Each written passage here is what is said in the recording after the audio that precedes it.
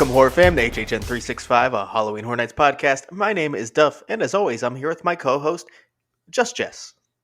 It's always just Jess. It's never just Jonathan or just Mike. It's just Jess. Yeah, just Jess. I wish you could see Daniel right now. He's doing jazz hands with just Jess. Yeah, just Jess. Amazing. Will and Grace. Just Jess. No. Well, now that we're already at it, let's just talk about our guests, because last week was to be continued. So guess what? They're all back. We have them all again. Real quick. Daniel, hey, how's it going? Hiya. I am good. I took a 2-hour nap before this, and I feel rejuvenated. Beautiful. Perfect timing. We're going to ruin that for you. And then B. Oh my god, I'm so glad I prepared for this. Hi, B. Oh, hello. Hello, Duff. I was like, I also just took a nap at their place. Good. Lots of napping. So I am feeling refreshed, ready to talk about knots. From the Hauntline, John, did you also take a nap? I did not take a nap, and I demand a refund. I need to speak to a manager. I need to take a nap. Take a number. Sounds good. Okay. Damn it. Before we get into the episode, follow us on social... I guess I'm not here, so that's... Oh, jeez, man. I'll introduce our last guest, and our final guest returning from last week is Duff's girlfriend, Mary. Hey, glad I'm forgotten, but I'm still here. The one in the house with Duff right now. Sorry, someone had to take the Jonathan role. Oh my gosh. Hey, I didn't take a nap, but I'm here. Woohoo! I'm happy you're here. Thanks. At least someone is. We love happy. you, Mary. I just forgot. Anyways, before we get into the episode, follow us on social media. Twitter, Instagram, YouTube at HHN365. I don't know if we're going to touch TikTok again, but it's HHN365 pod for now if you want to go look at it. Discord, link in the description if you want to join us to chat 24/7 and 365 Halloween Horror Nights and some other haunt and theme park subjects. Merch, HHN365.com. And if you want to join us here on the show, leave a voicemail at 407-906-4134. And on today's show, we're going to pick up where we left off on our West Coast Haunt review, and we're going to be discussing Knott's Scary Farm 2024. But before we do that, we do want to talk about some news and speculation based off some news. But we're going to kick it off with finally a returning segment for the first time this season and year. Jess. Murdy Tweets! Murdy Tweets! 2025 edition. Oh, thank you. That was beautiful. I just headbanged so hard to that. I love it. You're welcome.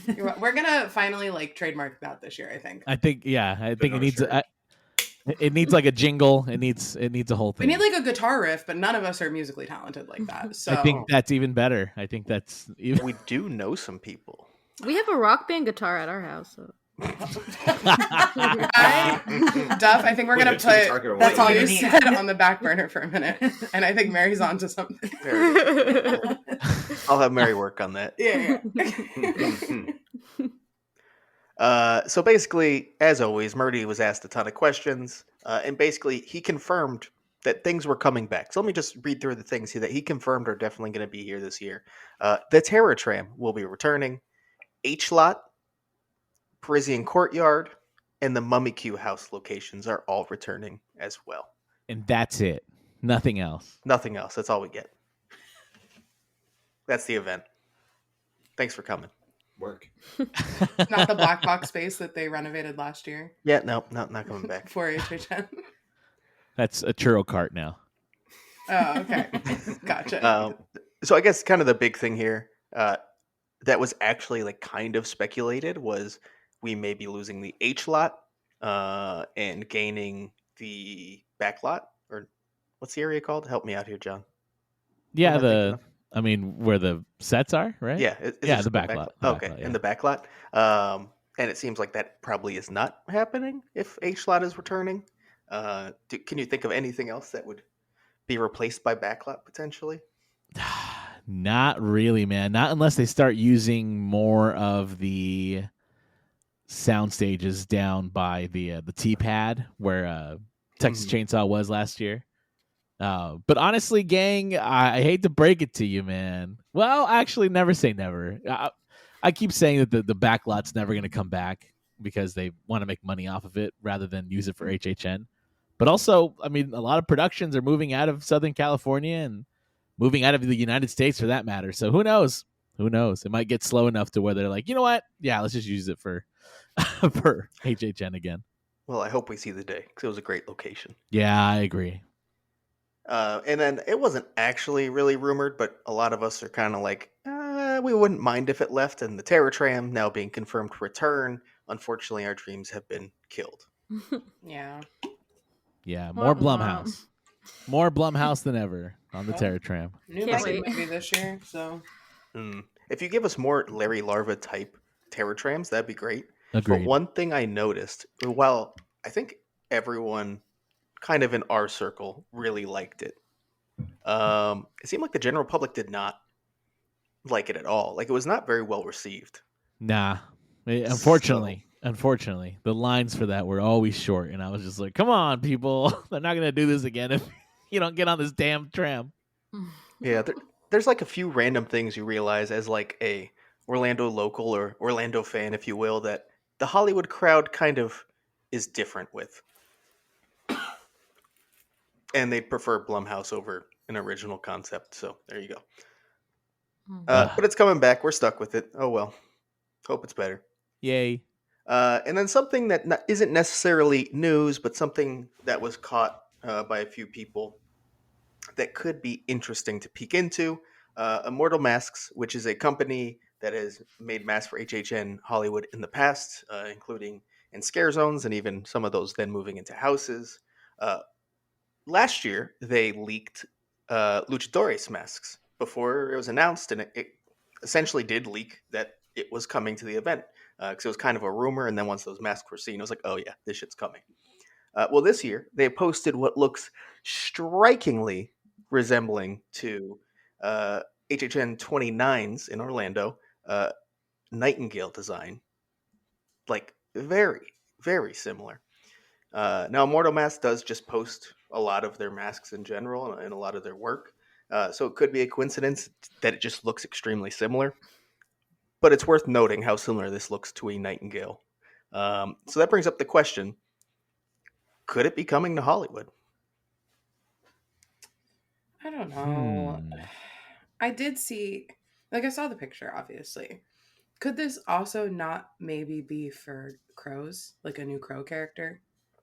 Yeah. And I've seen people mention that. Yeah. Like human hybrid versions and like kind of like cult member-esque I've seen thrown around for the crows themselves. Maybe. Yeah, I don't know. I feel like if they're gonna do nightingales, are they gonna do the bird ones? Like, I know that was like our most recent version, so that's probably like what's fresh in the mind. But I would say probably because it feels more Hollywood aesthetically than the original Nightingale. That's fair. I think, at least. But yeah, I don't know. It looks very close. Like, but it could be a coincidence. It could be for crows. Could have nothing to do with HHN. Who knows? But just thought it was worth bringing up.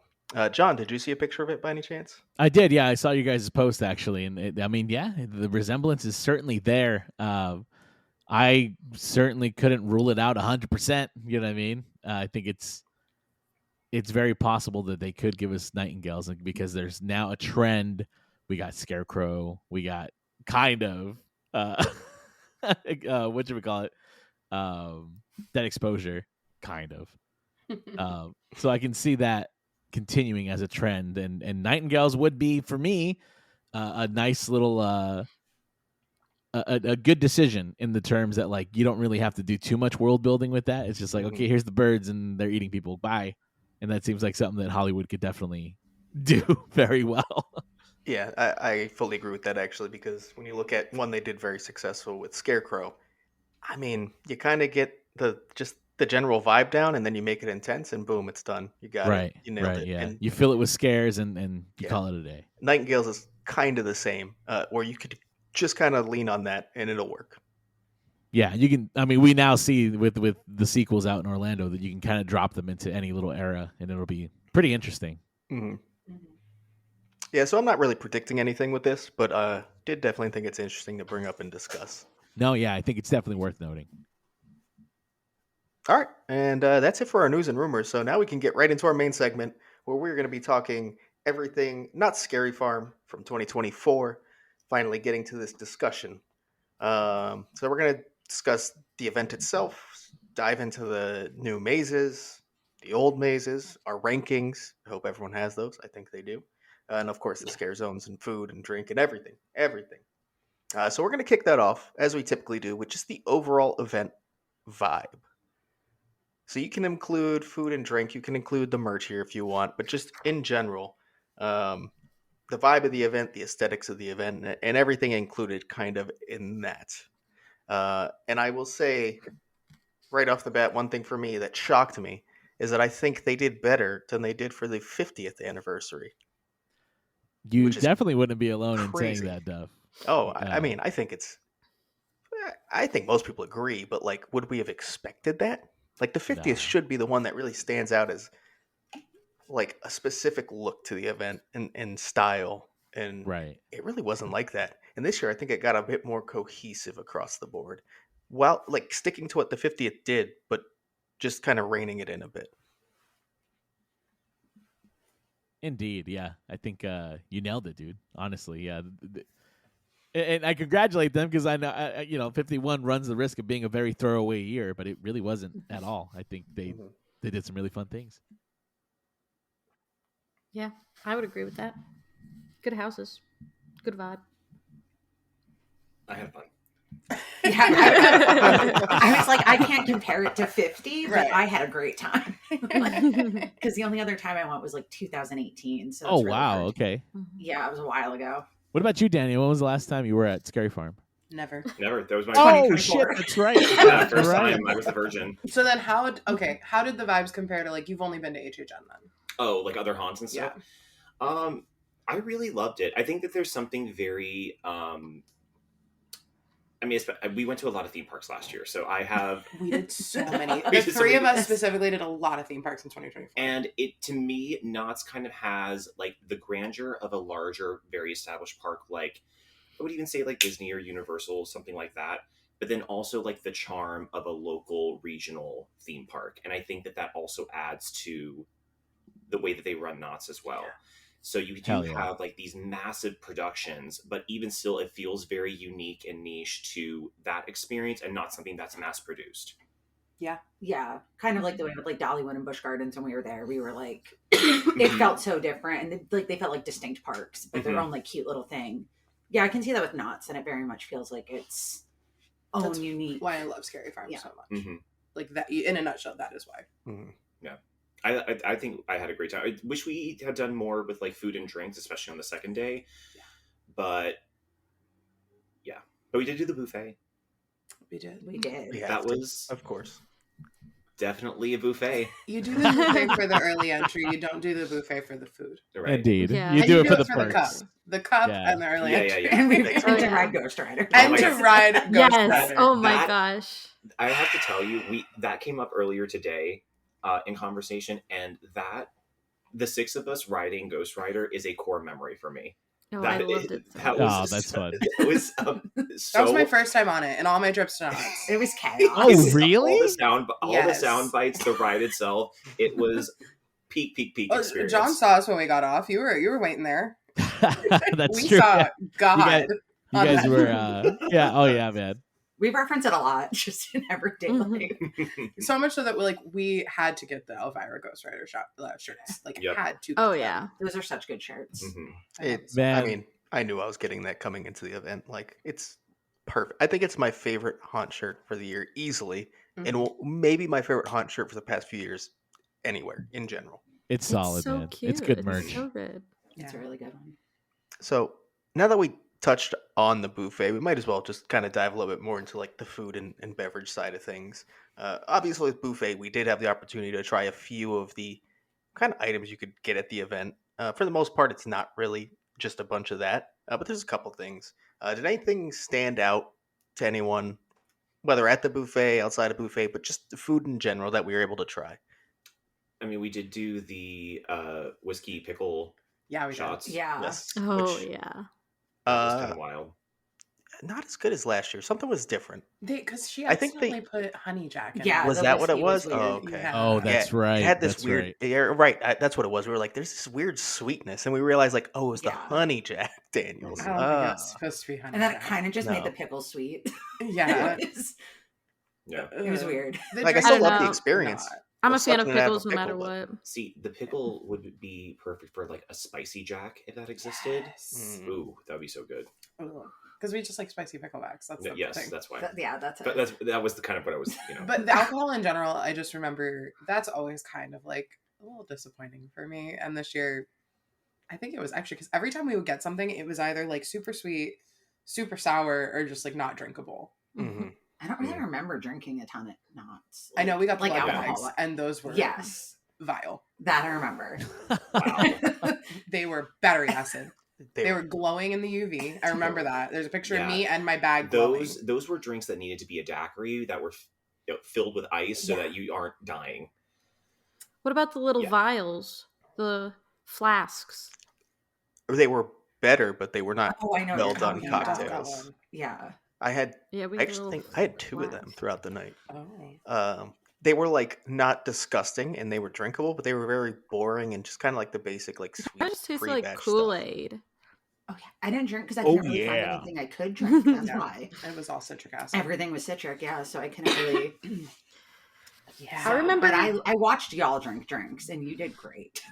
I remember we took the pickle shots right before we went on the mine train, and Yeah, we did. still eating the pickles, like, and then we were like throwing them at the garbage can, Yep. Oh my gosh, And- Jeremy was chucking them for us. I forgot about that. and then after our whiskey shot, we got to see the witch eat children. Wow. Yummy. My favorite What a meal. ride. Experience. My favorite So that's the alcohol review of Knott's. Oh, I have one more. Hold on. Oh. Something that kind of upset me a bit is you could only get the like water activated glow cup or liquid activated glow So cup annoying. Oh, if you ordered the seltzer, which that was like gross. pure like cotton candy sickly sweet seltzer. Oh, Wait, Ugh. no, I thought it was. wasn't it? No, Or was it it the was other like thing that lemon was? lime. Okay, yeah. Oh, yeah. Wasn't And that It one of the was like beers a were cotton candy. whisper of lime essence on the seltzer. It was just crispy water. That's really all it It was. was bad. Then there was a Crispy beer water. that was TV static, yeah. Because I tried to drink it for you, and I normally can like stomach a bad seltzer. That was really bad. I am not a fan of those cups though, because you cannot get them to turn off because it will not dry. Even if you like wipe it down with a paper towel, it's still glowing. Even if you're in the purge show and everybody is just staring at you. And then Duff didn't even have to buy it because didn't you find one on the ground later? Yes. We like went all over fucking Ghost Town to look for this cup, and then he gets it, hates the drink, and then finds one on the ground.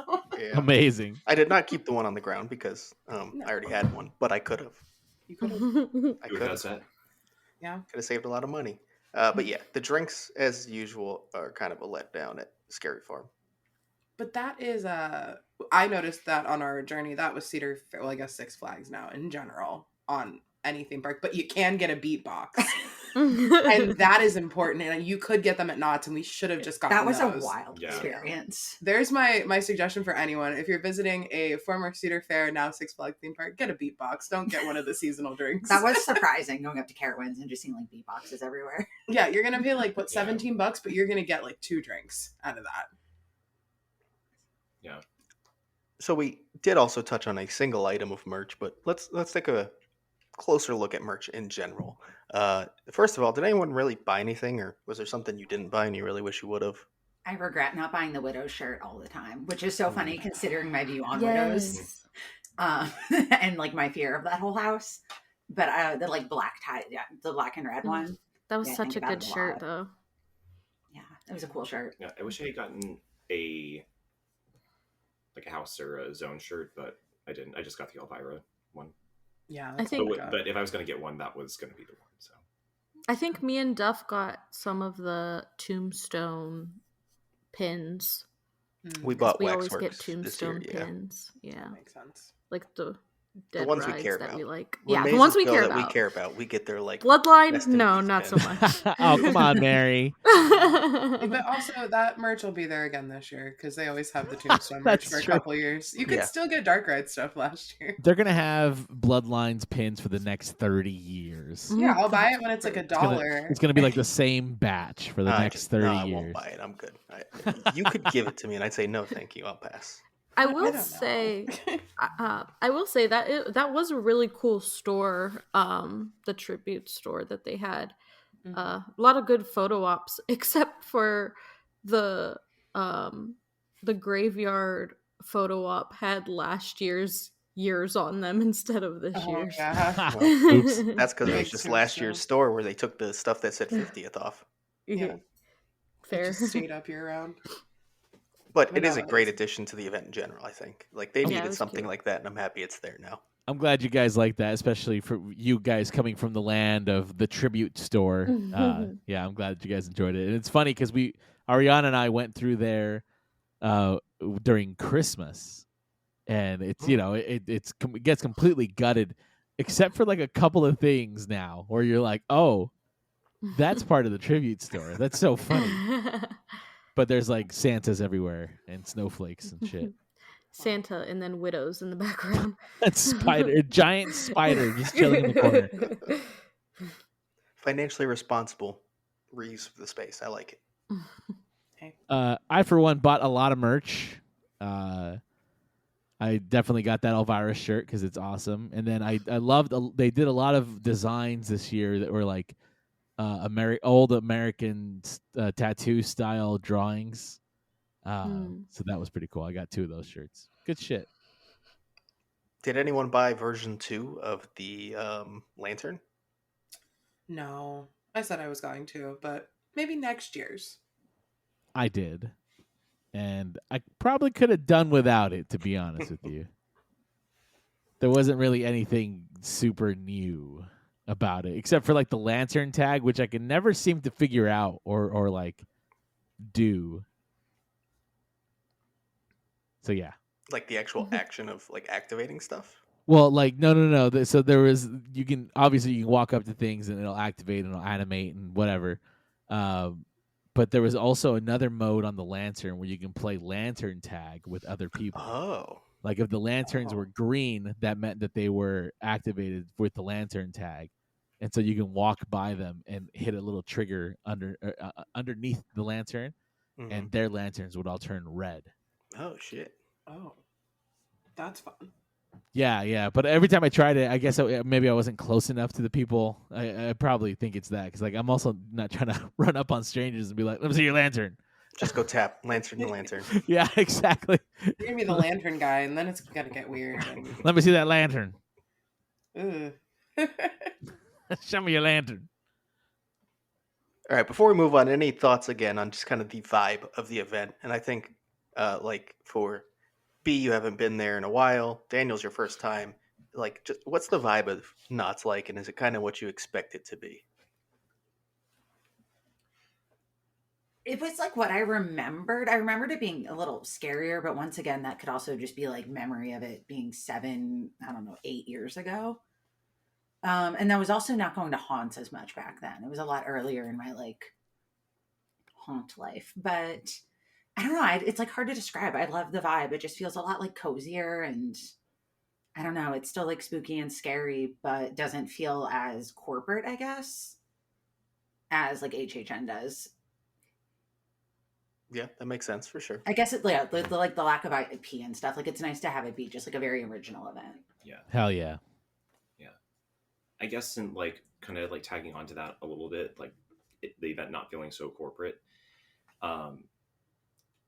It feels kind of like how Horror Nights should be, in that it's this like huge, like massive established like experience that you get to go through. Because I mean, these houses are long. Mm-hmm. I was the first one we went through. I can't even remember what the first thing we went through. Was it 8 Finger Time? We think we did 8 Finger Time. We were halfway through, and I was just like, it's still going. Like, this is crazy. That's how I felt about Ghost Rider. And I've watched walkthroughs before, so I had a general idea that it was going to be, feel much bigger than anything I had been through at Horror Nights. But I was like,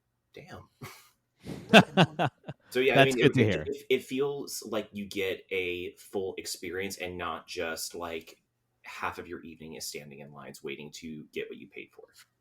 Granted, we did pay for Express one night, so I guess I had the experience of both. But even on the night that we didn't have it, I felt very much like I had got my money's worth. Mm-hmm. All right, so with that, we're going to move on to the more specific things that make up the event. And we're going to start with shows, which, John, I have to tell you, this is going to be you. Because we didn't do shows when we went this year, unfortunately. Yeah, that's fine. Well, at least for the hanging errors tour. I mean, it was better than last year, but the bar is so low. Like it couldn't get any lower. So this year was had to drag me in there kicking and screaming to get me to see that show again. No, yeah, that's a season pass holder show. Like, don't be watching that show on a busy night. Like, there's no need to wait in line for that show. I didn't see Conjurers. I missed it every time, but it was a cool concept because it was like a new magician in there or a new act every week. But I missed it every single time. It just like the times never really worked out for me and what I was trying to do. And then Le Magnifique Carnaval du Grotesque. That's a fun show. It's a fun show. But again, it's like, I don't know. If you're really wanting to see a show, that's probably the one to see, in my opinion, because there's a little bit for everyone. But yeah, it's essentially all of the acts between dance numbers in I'm blanking on the name. Your guys' fire show. Nightmare Fuel? Nightmare Fuel, yeah. The fire. Sorry, I'm sorry, we were muted, Daniel. He was yelling. I like missed it by a second, which was funny. Well, thank you, Daniel. It's the thought that counts. I appreciate it. That was my fault. I'm so sorry. But yeah, so that those were the shows, and then Into the Fog. I mean, did you guys see that at all? Did you guys see the art show at all? Yes. We walked through that. Yeah, we did walk through. We do that. It's fun. I love it. I love seeing like all the fan art. There's some really incredibly talented people that do that every year, and then also new people every year that have really cool pieces that I always want to buy, but I can never afford. But I'm glad that they are getting bought, and I'm glad that they that the show keeps coming back. I mean, was there anything you guys remember in the art show that kind of stuck out to you? I remember liking a lot of pieces, but I can't remember anything specific. Sure. I might be getting it confused with the 50th, but there was definitely a piece of Dark Ride art that I think I know what you're talking about. Drooling over. I think it was this season. Yeah, they all kind of blend together for me too, but yeah, there also was they were like the ice pops. The ice pops of like the different characters. Yeah. That was really cute. Really liked Gabe, that. theme park duo, Gabe. Yes. Gabe, okay. I'm like, I think it's somebody that I follow. Yeah, Yes. those are awesome. I loved those. And also, honestly, like after he posted his art, I was like, Knott is missing out on an opportunity to capitalize on. I would buy one of those every time I went. You know what I mean? Like, make it boysenberry flavored. Ooh, we got to stop giving them this shit for free, man. I know. Give me like a season pass or something, and then I'll give you all the ideas you want.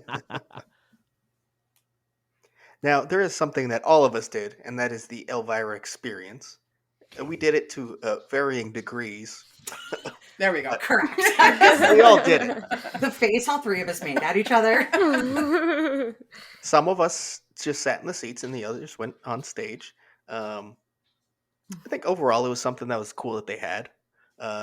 It wasn't super impressive overall, just kind of playing videos in the background, and it was kind of like a little exhibit. And that was about it.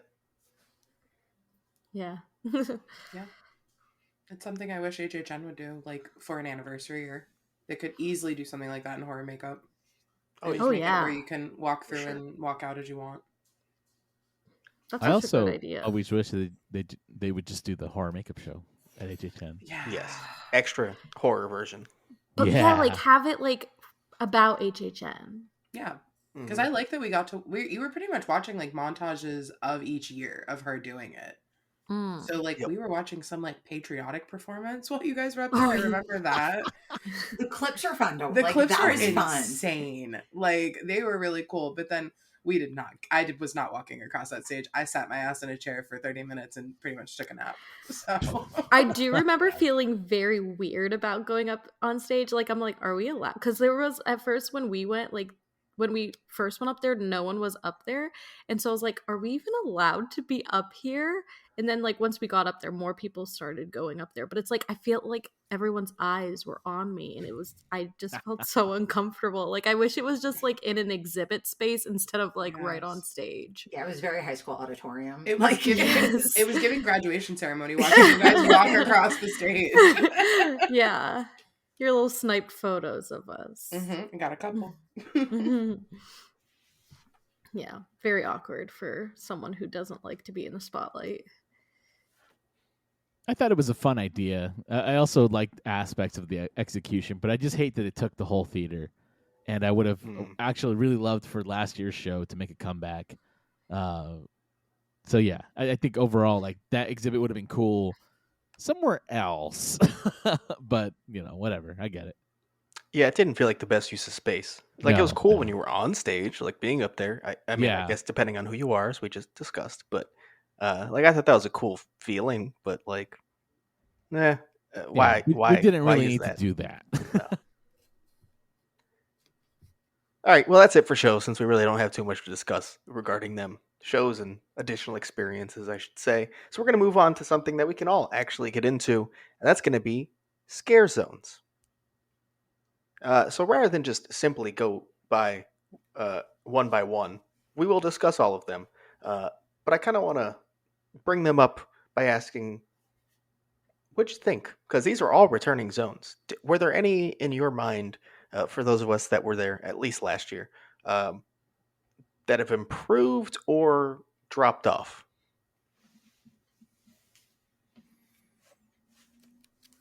Anybody? No, nothing. I do have one actually, and I think the Gauntlet improved a bit.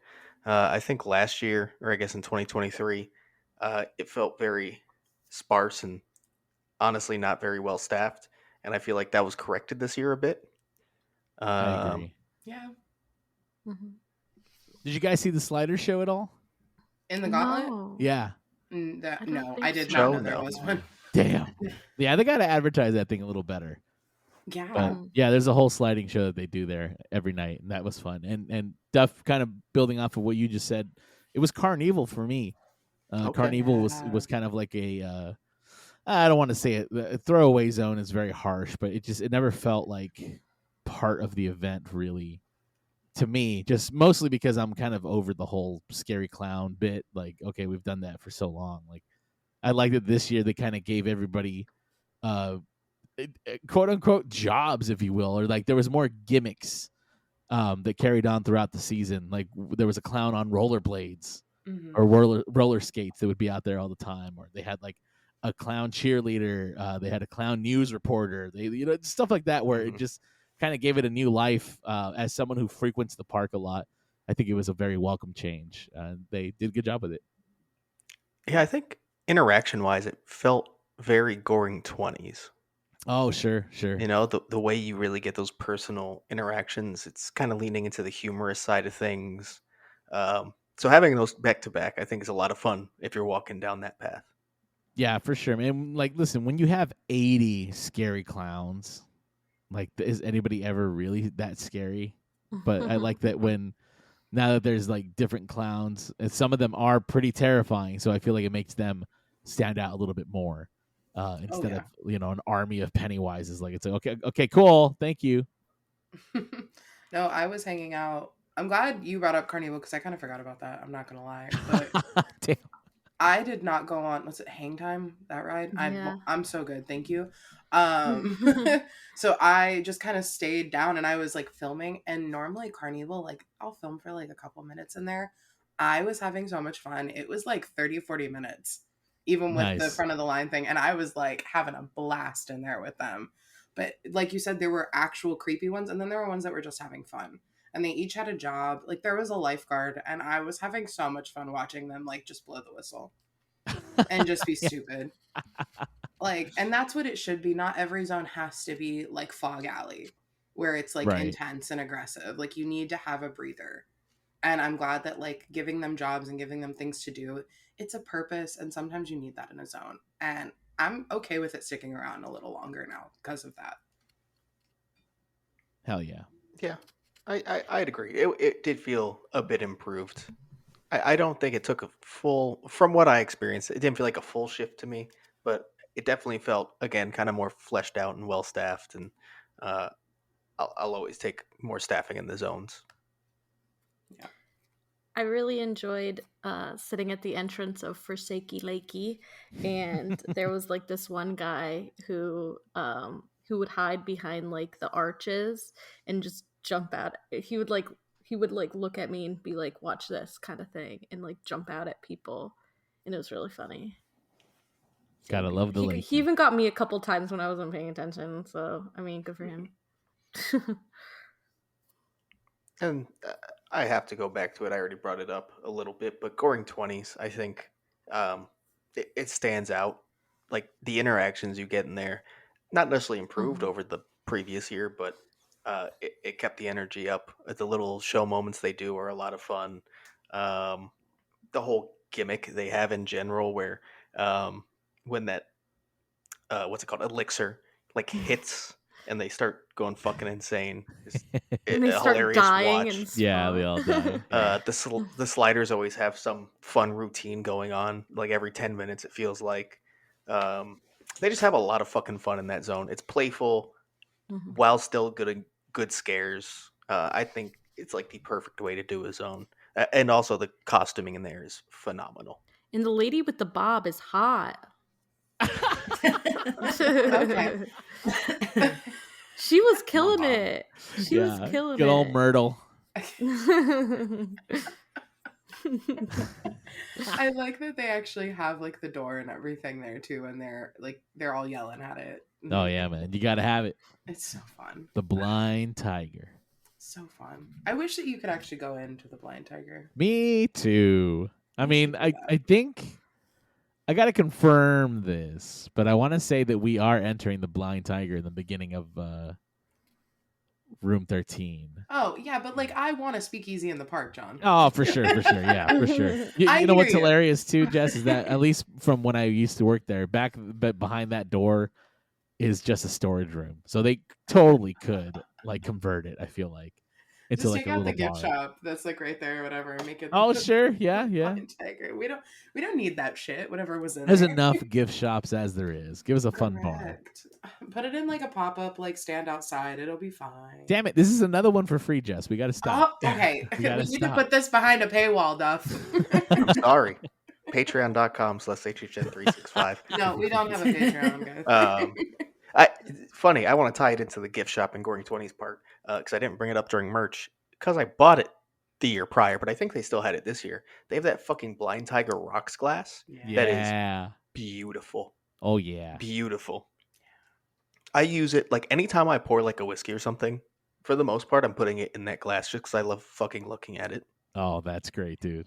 It's so good. I hope that you put on some like I don't know why I didn't 1920s think big about it until band. now, but I have a Blind Tiger shirt, and it is a bar in Charleston, South Carolina, and it is haunted. Oh, whoa, that's fun. Oh. Yeah. Wow. Yeah. Fun fact about me. Okay, nice. Back to you. Reporting live was Daniel from Charleston, South Carolina. Yeah. Okay, can I say one thing about Goring 20s though? And I could be wrong.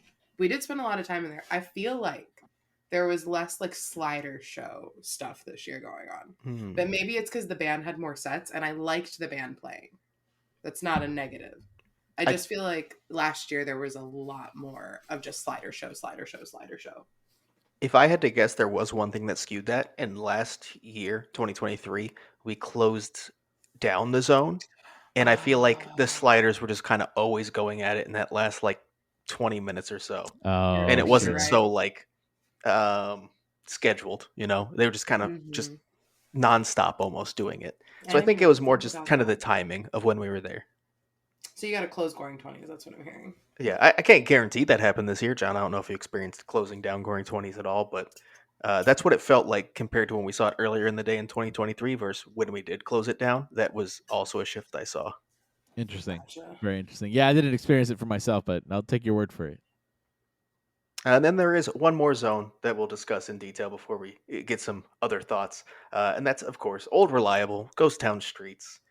You know what to expect every single year, and it did the same thing as it always does so effectively. Fog Alley is always just the most like haunt spot that exists anywhere to me. Like in my mind, if you said just think of a haunt, that's where I am.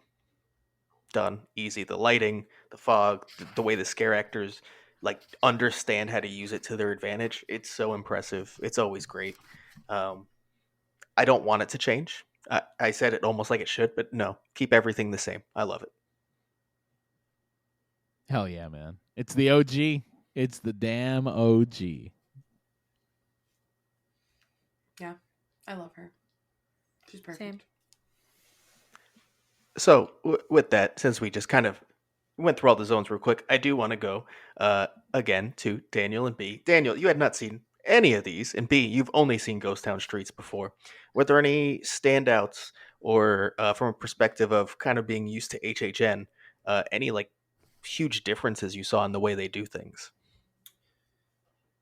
I feel like, not shocking, at least for me, I loved Goring 20s.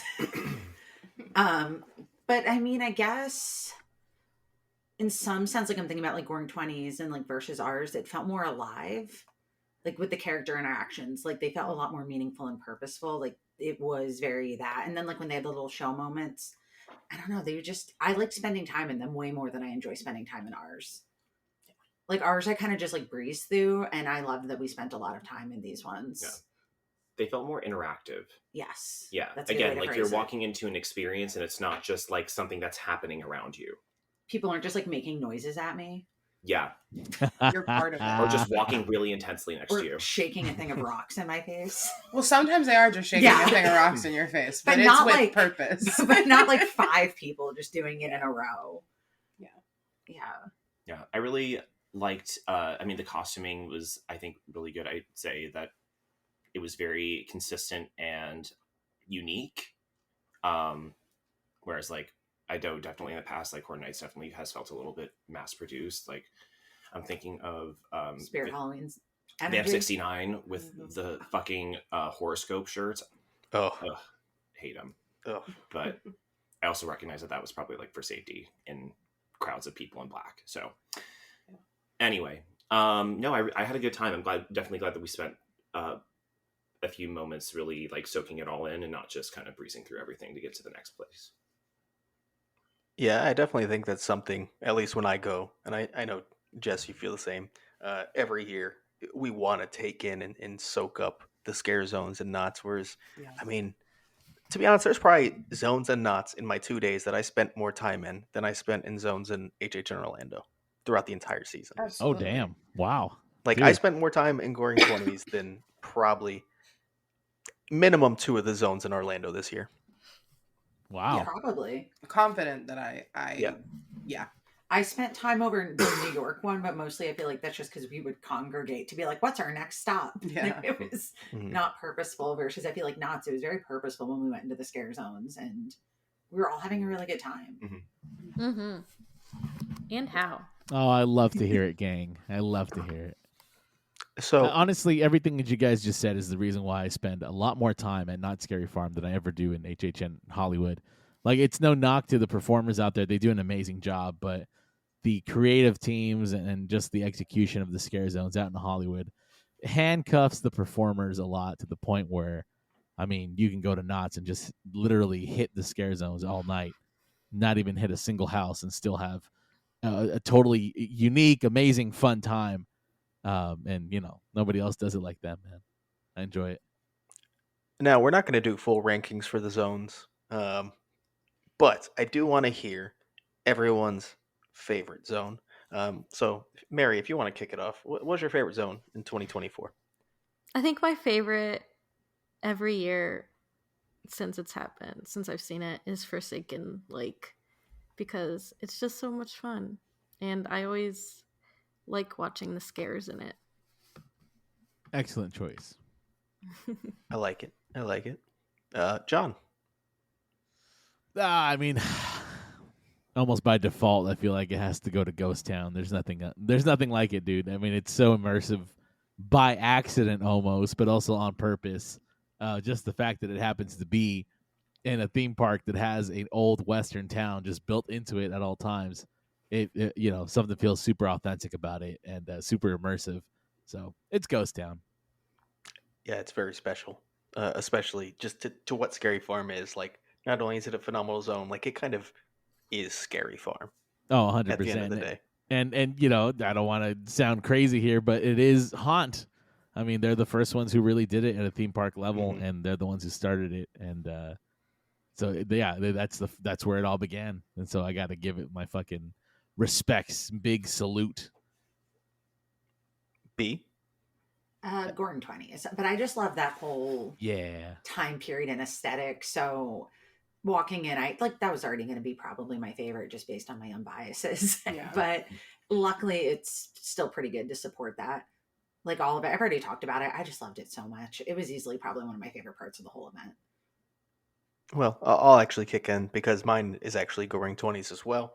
I feel like Ghost Town Street is kind of something that should almost be top, but it's something I know is just going to be there every year. So I feel like I'm almost going to lean towards the things that are going to have more of a limited run. And right now, Goring 20s is something that I'm just enjoying a lot. The aesthetic, the interactions you get, the way they scare, the playful, like full moments, like show moments they have. Like it just has everything in a zone I want, and they do it so well. So yeah, I'm going to stick with Goring 20s. Daniel, what's yours? Goring 20s is a close second, but yeah, Ghost Town is going to be mine. That was the one that I actually got spooked a couple times walking through. So I always have to give it to the people who actually get a scare out of me because I'm not the easiest to scare all the time. Yeah, it's always impressive, like how even the most like non-scared people, like we know so many people who just don't get scared at haunts anymore, and not in like the tough way, but in the desensitized fully. Mm-hmm. That is a place where you can still get scared. Yeah. There's some big guys in there. Oh yeah. Yeah. And it, especially like when you're walking in, I guess like from the side that's closest to the park entrance, there's that one little alley that you walk through where that whole alley is only lit from the one side. So if you're coming in, like all you're seeing is just massive shadows and light and fog, and it's like, what are you gonna do to me? So. There were two guys having like a fake shootout in the middle of the walkway in that alley. And again, I was just filming it because it was so fun to just watch. Mm-hmm. I like being a fly on the wall at Knott's. That's my favorite. Amen. And what was your favorite, Jess? I mean, do we even need to ask? 3 years running for Seiki Lakey. Of course. I mean, a gothic graveyard, and then there's also coasters right there. So like the coaster nerd in me is like thriving in all like facets. But this year is the first time that Ghost Town was almost gonna be my number one, but that like is always like a given. But I think for Seiki Lake it kind of fell down a little bit this year. Fair. But also that's okay because other things got better, and that it was already a perfect zone. Forsake Lakey also has little towns in it, and I love a little town. You do. You do. We took in so many little towns on that trip. So many little towns. I'll see a little town and think of you till the day I die. Oh, thank you so much. You know, Forsake Lakey also has a smoking section, and I love the smoking section. Right at the entrance. Smoking section hates to see us. That's when I did my people watching. Mary would watch people get scared, and we would be on the other side of the wall. That smoking section though will get you though, because you'll be sitting there smoking or whatever, and then that's kind of where some of them eggs are. They have like a break area back there or whatever. So all of a sudden, a ghoul will sneak up on you out of nowhere, and you'll be like, "What the fuck? This is a safe zone. This is a safe space." It's great. I love me my Forsake boys. One last thing about Forsaken Lake, I think they also have the best activation for the interactive lantern. Yes. Oh yeah, it's so good, man. The Weeping Woman. Yeah, it's the only one in my mind that like fully stands out. The others like someone mentioned like, oh yeah, that one, like I think about. Like when I'm thinking about those lanterns, that's the moment I think about. It's so good. And also the funeral procession's really, really good. It's so Yes. fun. It's such Yes, a it cool is. We addition didn't to catch that. one this year. Oh man, I that's was okay. so confused for We a second tried. until you said we didn't. tried. No, when And you we said we didn't see fucking one, I was like, tried. where was there a funeral procession? I was like, that feels like a really big thing to forget. That is the magic in Forsaken. And I can't even call it Forsaken Lake. Forsakey Lakey. Okay. Mary, when you called it Forsaken Lake the first time, I was like, what is she talking about? Forsakey Lake. I had to say it once so people understood You know. what we were actually talking about, but it will always be Got to give the Lake. government name first. And then I don't think we've called it its government name in the 3 years I've been on this show. That's fair. But all the zones are great. Even like Gauntlet got better this year. So Yeah. I mean, it's still my least favorite, I would say, but it got better. got better. Okay, now it's time to move on to the main event. We're going to talk about the mazes. We are not going to go through fully individually. We're going to kind of discuss more in detail when we go through our rankings. But of course, the two I do want to pick out are the brand new mazes for 2024, where we're going to take a deep dive into those, and then we'll see where we have those ranked. And we will start with 8 Fingers 9, the Boogeyman. Anyone with some thoughts they want to pop in with on this new maze? So many. I don't I'll know be if the I've ever first been to so say it. confused in my life in a first run of something. Wow. Ever. oh no. I left my poor brother who'd only done one haunt in his whole life before this, left in and just looked at me. This was the first maze we did. Right out of buffet. It was his first Knott's yeah. maze he's ever done, like that experience. Oh, and he's man. just like, was I supposed to know what's happening? It was also like half full Yeah. of like actors. I think every time. Yeah. Yeah. I think the second night we had a Yes. better run. Mhm. The first night, ooh. But even still, it's kind of like the more you took in, the more you realize, like, how is this all being pieced together? The more that like you, John, and Ariana would tell us the story, I would be like, what? The tree? What? There's it's a lot of lore, folks. It's a lot of lore. deep. Hey, it was not as confusing as Grimoire. Well, I will say that is true. That is I actually enjoyed this one. I thought it was cool. I thought the sets were cool. I thought that the character was cool. I enjoyed it. I mean, I'm not gonna lie, it was confusing, but like I liked it. You don't have to understand it for it to be cool. I get that. Yeah, fair. I didn't hate it. No, the vibes were fun, but like if you took me out of it and said like, now explain this house to me, I have no hope. None. To explain the story. There were lots of faces. There was a tree. There were huntsmen. There were fairies. I talk about haunts weekly on this show, and if someone held a gun to my head, I could not have told you what the house was about. Fair. Like at all. And I would say that I'm like almost a professional at this, right? Like maybe talking about things. I could talk about a haunt, not about that one. That makes me feel a lot better about my experience. Could not. Hey, I really enjoyed the old man jumping out with no fingers. It's great. That is fingies. Yes. His fingies. His little hand. I do remember Go Sally Dark Ride Go. Because they did all of the animatronics. Oh yeah. So it was very those animatronics though. I do actually remember what I thought about scene this when house. you walk in. Oh wait, first impression of walking into 8 Fingers 9, looking up and seeing the little like head moving back and forth. I'm like, there's something oddly familiar about this, and I realized actually like a week or so ago that it's the unknown from that Wonka experience. Oh, the unknown! Oh no! Oh gosh.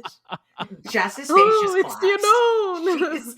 Eyes closed. And like the weird like twitching way that it comes out from behind that mirror, like that's 8 Fingers 9. Tell me. Fair, yeah. Popping and locking, yeah. Yeah. I like the Samara animatronic halfway through. Yeah, it's the one that came out of like the wall. Or Yeah. something. Oh my god. I didn't crossover.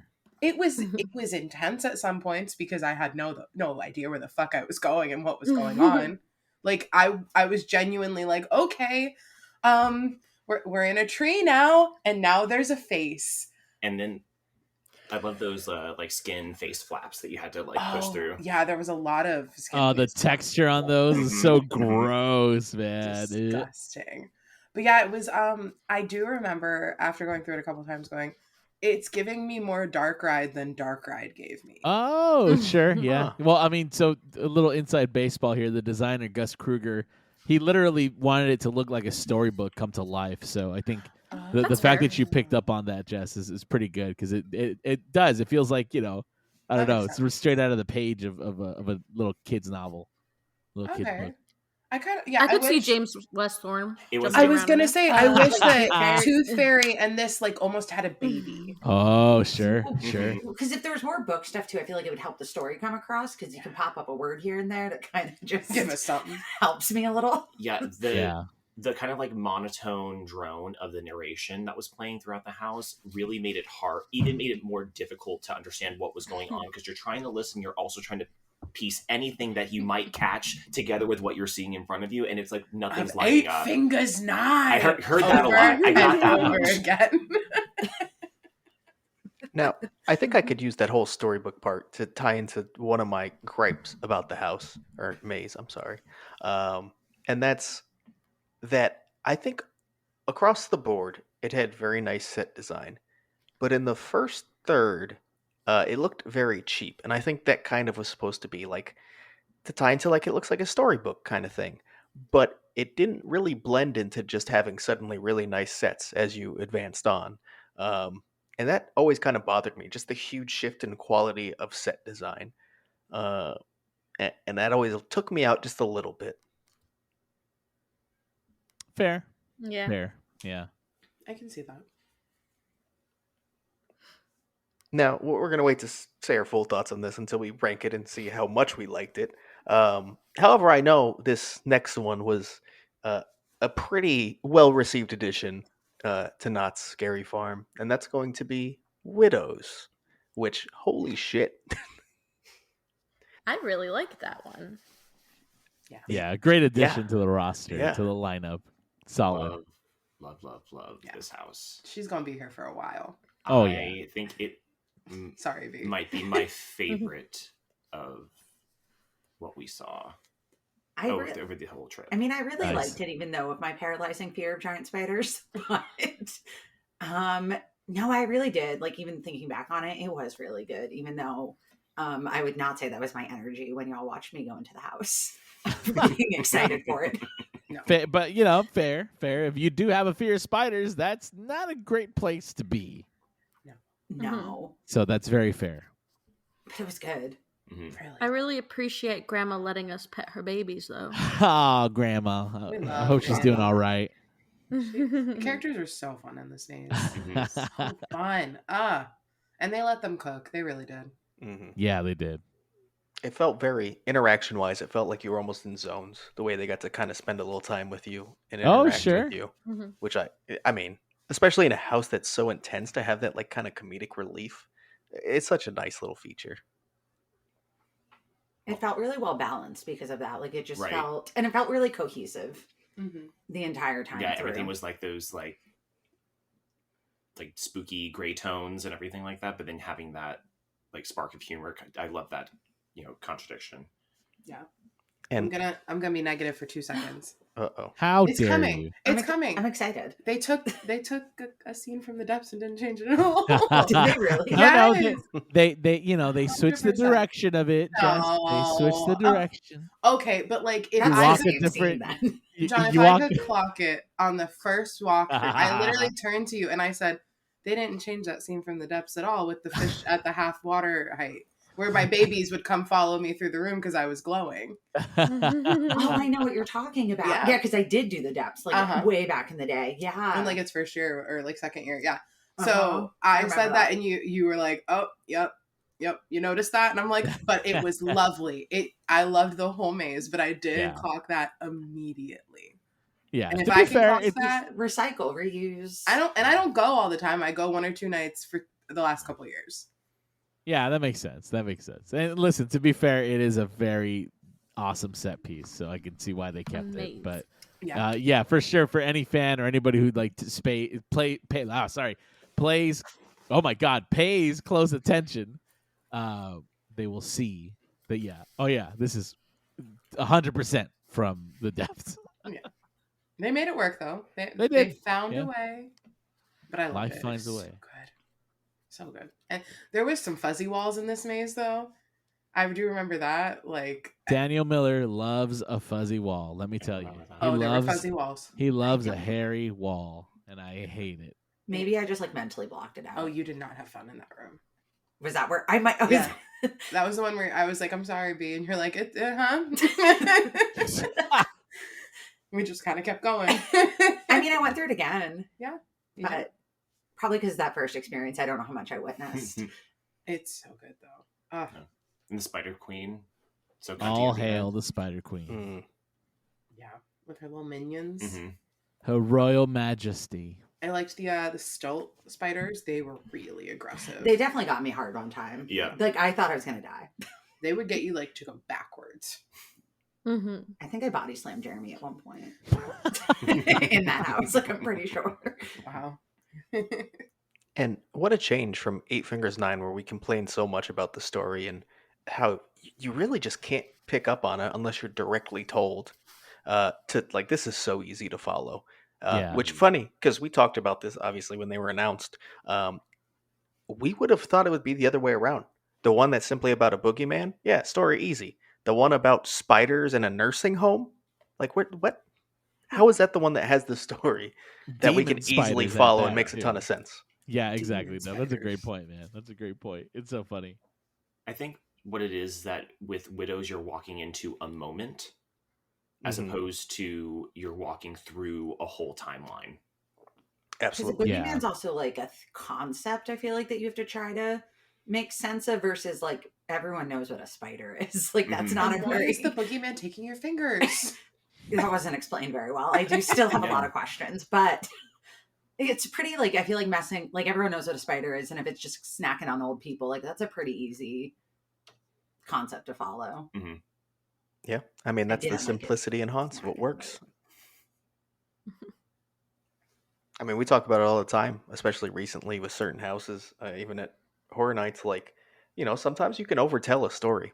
Sometimes it's too complex, and I think that was Bloodline's problem for me. Yes, it was too much story, and Grimoire was pretty much there too. Grimoire. I'll never understand why we're in the trenches, even though I understand now. I just remember turning to you and I was like, war? 3 years in a row, someone has said, why are we in the trenches? If that tells you anything about Grimoire. It's coming every time. Guarantee. It is confusing. Grimoire, I know that character hates to see people coming through that maze because everyone probably looks so confused at him and goes, why? And I love war-related, any, like, scare stuff, and I was just like, what is going on? Why the war? Why are we here? Literally in my, like, ranking, it says I love war next to it, because that was, like, my main memory. As you should. And before we move on, there is one more thing about Widows I do want to say, and that's how there's multiple, like, large-scale scenes, which Knott's occasionally bust them out, but felt like it happened a few times in this house. And her maze, and like you just don't expect it there. So like just being taken aback by those large sets and rooms that you walk into, it was a nice surprise. Yeah. All right, so with that, we are going to head into our ranking of these mazes. Since we're going to kind of discuss the ones we already haven't gone into detail about a bit more than we usually will, we'll try to keep this as close as possible. So if you have it at the same spot as someone else, or you can directly lead into it, feel free to immediately like kind of cut and say, yeah, me too, so we can kind of get into that conversation. Other than that, who wants to kick us off with their number 10? I mean, my number 10 hasn't changed from last year's. Yeah, and I'm guessing my number 10 is the same as Jess's number 10. I'm assuming we all have the probably same my number 10. Is it steampunk vampires? Indeed it is. Yeah. Might be. We love to see them leave after 3 very long years. Yes. Thank you, steampunk vampires. I'm just gonna say that. I It never got better. It didn't get worse. It was impossible to go either way for them.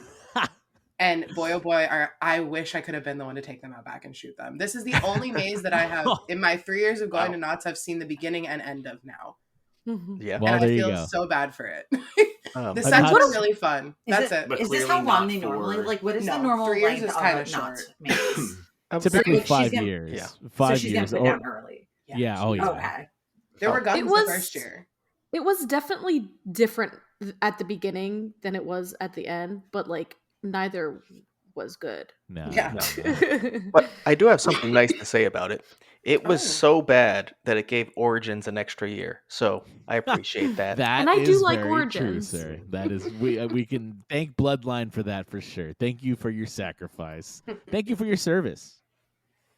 Thank you for your What did service. you guys think is the newbies for to have it at your 10? It was there.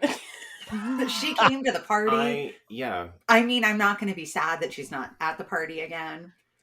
I remember me and Jeremy got blasted with like we just got soaked in the one room. Like, where There's a lot of water. Yeah. I do they remember cut that. where they cut off the guy's head. It like splattered all over me, and I just screamed. That was the only jump scare I had, but it's because I got soaked.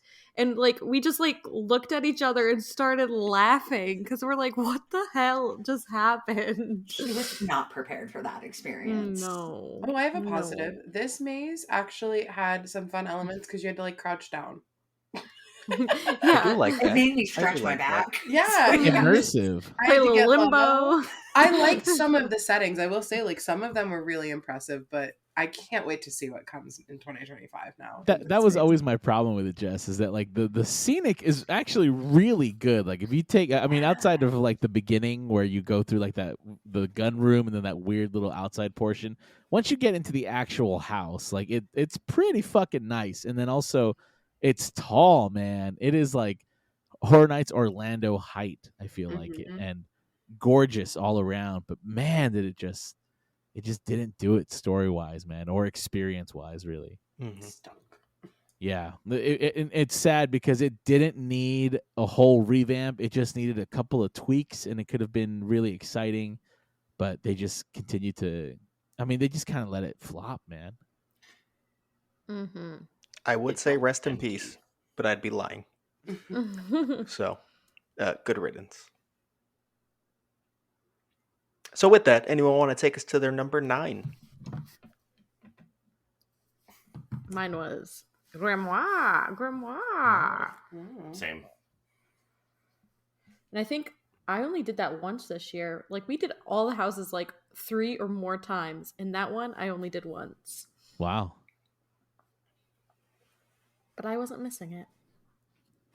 I think I also only did that one once, and I was like, I think I did too. Now that I'm thinking about it, I'm like, yeah, that might be shifting down because I was like, I actually don't really remember much of it except war. That part I'm stands out. shifting it. It has changed. I'm Its keeping placement. my I'm sorry. thoughts inside. You keep until... those. I'm excited to hear them when they come. Yeah, it's not time for that. You won't have to wait long, probably. No, but it's not time for that. I guess I'll step into my number 9 then. I have Mesmer. I also have Mesmer. A maze that I've always wanted to like since its first year.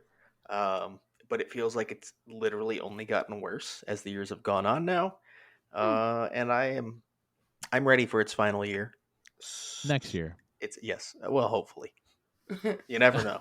They do some weird Sure. things. I think it is. But though. it should be, yeah.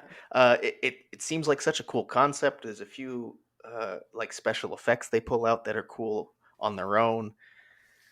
But altogether, it just doesn't really work as a maze for me. It almost feels like immersive theater at times rather than like a haunted maze. Oh, sure. And like that's cool when that's what you're going for and what it's built to be.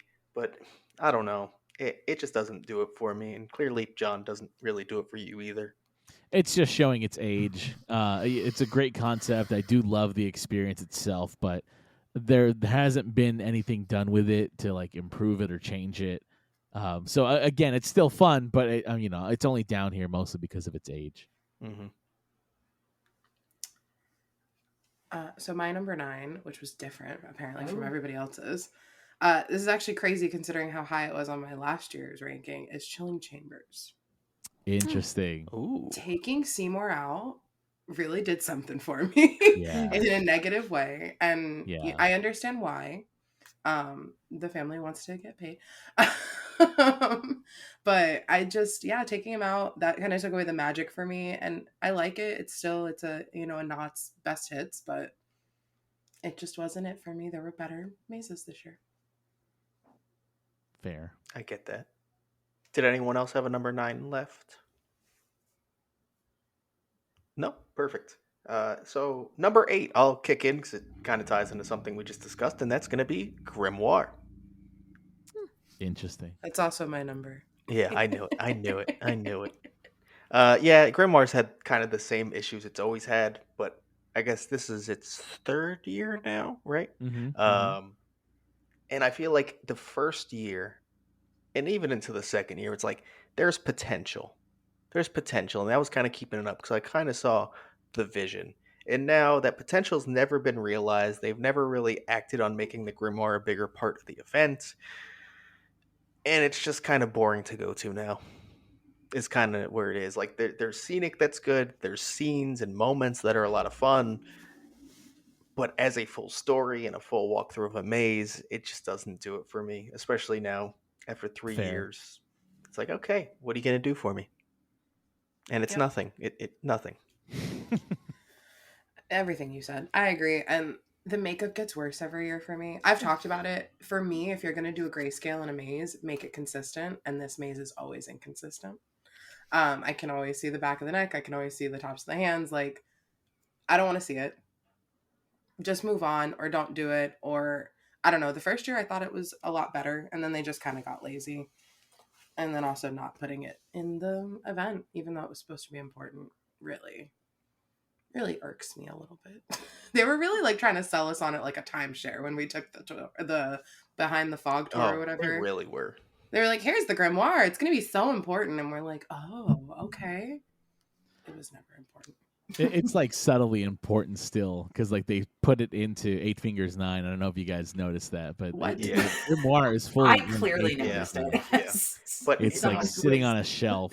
And it's like pretty much in plain view, but so like, they're still like playing with it. They're still toying with the idea of it. So who knows? That's like more of an Easter egg at this point. We talk about it, right? Yeah.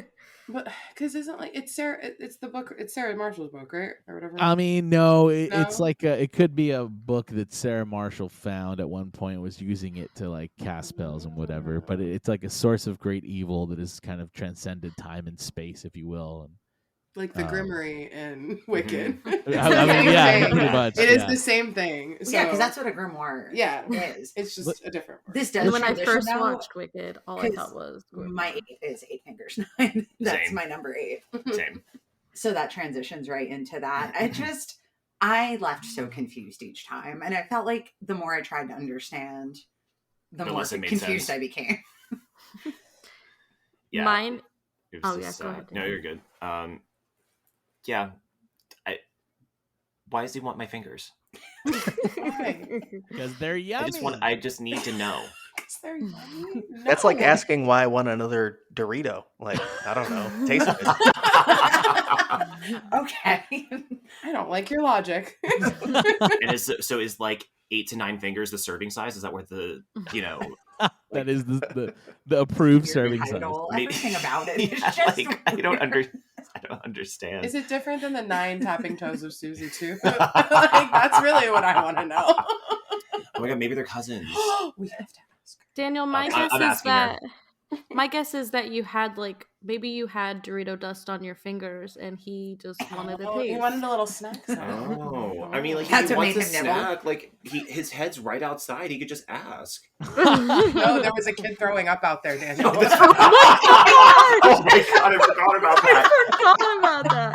Sorry. Oh my god, the kid erupting as soon as we were our walking first into the house. walkthrough out of the buffet, right in front of me. Literally, And the family starts Oh to walk in the maze, and then they just kid turn pulls around. over and goes. And I just walked the around. Little head just looks directly at it. Oh my god. You're welcome. Anyway, yeah, 8 Fingers 9. Wow. My number 8 was Chilling Chambers because that was my first run this year because I didn't go last year at all. But there was too much elephant butt in it for me. And I didn't like how the dollhouse moved when I was walking in it. Oh, the It vibrating made me floor. really dizzy. Interesting. And that's my take. Word. I like that because that's why I didn't like the space. What was that one called from? Fucking Dark Entities. Dark Entities. The vibrating floor made my knees hurt, and that's why I don't like that maze. So Mary, you stand on business, girl. Girl, I got so dizzy. Yeah. I felt like I was on a rockin' cruise ship, and I'm like, I don't like it. You needed a Dramamine for a maze. Yes. Mine was Room 13. I think it's a fun concept. I love some of the sets, but I want it to do more in terms of scaring, and so it's a fun little immersive experience. But outside of that, I think, I don't know. I want it to be more intense. There could be things that could be improved in it, so I'm waiting for that. Mm-hmm. I'll follow up with that's my number 7 house. Nice. Room 13. I again, first year doing it for me, but didn't love it. Yeah.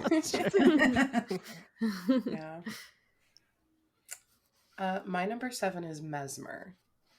That's my number 7. Oh. I actually think that this might have been my most enjoyable year for Mesmer. I don't know why. Don't really ask me to explain why. I just think I had better runs this year than I've had before. But I also think that Mesmer is one of those mazes I realized this year. It gives you back as much fun as you give it sometimes. So I think that we had a really fun run because we were having fun in the run. Yeah, I feel like the way I experience the house is not how they want me to experience the house. Yes, that's what I'm getting at. I don't know what we were doing, but we were having a great time. Having a romp in there, which I don't think is what's intended. Is that the one? Was that where the room where I thought you might was that where you almost died? Yeah, because the room was moving. Correct. And I have vertigo. Yes. I have a very distinct memory of you holding on to me for dear life. Yeah, I was filming actually. I think I was filming and I had to hold on to somebody for support. Specifically, absolutely. In that house, or maze, excuse me. But I think I really enjoyed it this time. I don't know why though. I really can't explain it. I'm so sorry. The characters were outside in that one, correct? I was gonna say, I think that's the characters talking I about got called a whore. You did. That's right. That is why. Yes, we started out the run. I got called a whore because I was wearing our horror fam shirt at HHN365.com. If you want to be part of the horror fam. But I was wearing it, and the bearded lady goes, "Oh, whore fam," and I go, "Yeah." She goes, "Oh, you're a whore," and I'm like, "Sure, that's what they call me." And then I walked right into the maze, and there we go. Mm-hmm. It felt like it was like campy fun, and I don't think that's what they wanted, but that's what I made it. I think that or they the do actors want it. were doing it this year, and I liked that shift a lot more. Yeah, they weren't taking themselves seriously, especially someone who's only seen it that one time. So yeah. All right, Sorry, I guess I'll. Back when I realized that mine number 7 was also Room 13. Oh, so sorry. No. Sorry, Daniel. Yeah, sorry, I was distracted. Thoughts? Oh, thoughts? None currently. Fair. But just 5. But yeah, no, for the same reasons that Mary said, it was just I like the experience, and I definitely like the connection that it had with the Goring 20s scary zone. But yeah, the overall experience was kind of lackluster compared to other houses. Well, my number 7 is Chilling Chambers, which, like you, Jess, took a bit of a drop coming off the 50th, and I think the Seymour section definitely affects that. But I don't know. I feel like when it's something like an anniversary maze, if you will, kind of hearkening back, I don't know if I like it being there multiple years. It just doesn't work as well suddenly. It's like, yeah, I had that year where I remembered the stuff and stuff that was before my time and seeing it for the first time. But like, I don't know, just a big mashup memory house like that, multiple years, it loses its luster. And I have a feeling it's going to keep dropping as the years goes on, because I'm sure it's going to make it to a minimum of 4 years. So, yay. Yeah, it's my number 7 as well, and I think Mary, I believe, was the one who said this, or was it you, Jess? The getting rid of the keeper. I mean, it really brought the quality, the overall experience down quite a bit. Duff, I think it's going to be there for at least 5 or 6 years. My hope is that they change out the rooms a little more often, because otherwise, yeah, it runs the risk of feeling very tired, because it already kind of does in year 2. Although they did make some really cool improvements throughout, I think they were all overshadowed by the loss of the keeper as like the guide. And I know that they were not really able to fully fix that problem. They did what they could in the amount of time that they had. So I'm hoping that next year we're able to see a new icon guiding us through the experience, perhaps, and that they rework a couple of things. But there's potential. I just hope they don't let it kind of fall to disarray. And I will say, we came into this year saying, oh, they're going to change a room, right? Like, at least change a room every year or something. And they did, for the worse. So, yeah.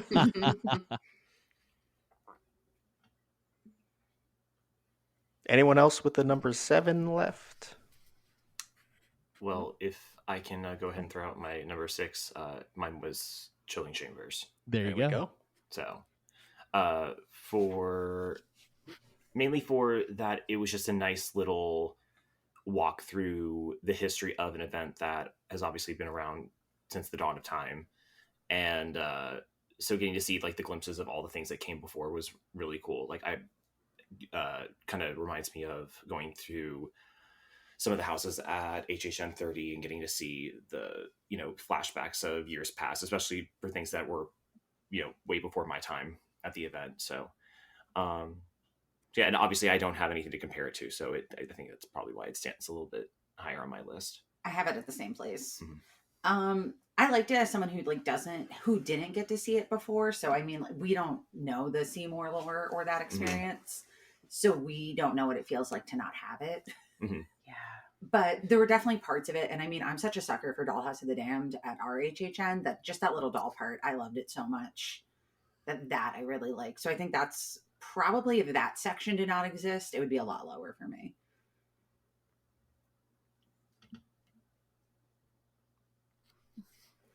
Okay, I'll throw out mine. Wow. Which is Grimoire. Funhouse. They did make some minor improvements to it. I do like the journey it takes you on in terms of like the different settings. But yeah, it's fun. Grimoire. My number 6, I will get to finally. 8 Fingers 9, as a couple others already have. Oh. Yeah, I don't know. Mine, it is too. Oh, yours too? Yeah. Perfect. Yeah, it's just, I don't know. I feel like there's a lot of room to grow, and I feel like they can kind of make it a little more concise with a few changes. I think there are still just some kind of built-in issues that probably will not be fixed, but it feels like a house that should be in the top half of the list. There's just things that make it fall flat. We talked about the story a lot, obviously. I talked about some of the scenic early on, and there's a lot of moments that stand out that can get it higher. It's just being dragged down a bit right now. Yeah, the same reasons. It's not bad. It just, I agree. It feels like it should be higher. And maybe once we start losing some of these other mazes in the next couple of years, and they like hopefully can improve on, I don't know about the narration or something, just make it more of a clear story. Because I like the like quote unquote dark ride elements, like I called them. I don't dislike them. It's just not what I'm used to in a maze. So that's kind of where it's at, why it's at 6 right now. Fair. My number 6 is Mesmer, because I, for one, am a fan of immersive theater.